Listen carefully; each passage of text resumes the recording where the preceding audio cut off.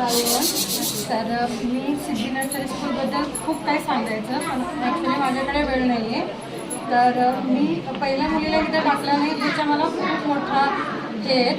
पण दुसऱ्या मुलीला मी इथं टाकलं आणि ॲक्च्युली माझी मुलगी खूप ॲक्टिव्ह आहे आणि जिथं मी तिला टाकणार होते तर खूप लोकांनी मला सांगितलं की नाही, तू सिद्धी नर्सरी स्कूलमध्ये टाक, म्हणजे तुमच्या मुलींचं प्रगती होईल. तर मी विचार केला की टाकू का नको, आणि मी दुसऱ्यांकडनं ऐकलं होतं की प्रिन्सिपल मॅम खूप कडक असतात बोलताना पण, आणि जास्त लक्ष देत नाही, पण जे स्टाफ असतात ते बघतात. तर मी प्रगतीला इथं टाकल्यानंतर मला कळलं की बाबा खूप छान आहे स्कूल.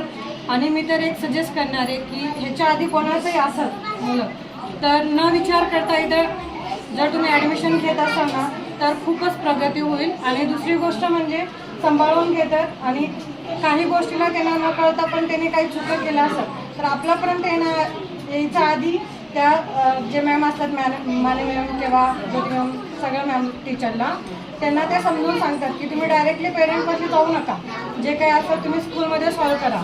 आणि मेन म्हणजे माझी मुलगी अभ्यासाबद्दल काहीच नव्हता, 0 होती. तर तिला प्ले ग्रुपपासून मी टाकलेले आहे, नर्सरीमध्ये पण तिला काही जास्त जमत नव्हता, पण सिनियरपासून ती इतकी हुशार झाली, ज्युनियर सिनियरपासून, की तिला आता मी काही विचारलं तर ती ऑन द स्पॉट सांगते मला.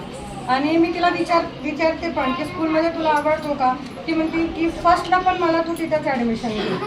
तर मी तर सांगू शकते की म्हणजे स्कूल खूप छान आहे. आणि दुसरी गोष्ट की मॅम पण खूप समजून घेते आणि त्यांचा स्टडी खूप छान आहे. मेन एवढंच बोलते. थँक्यू.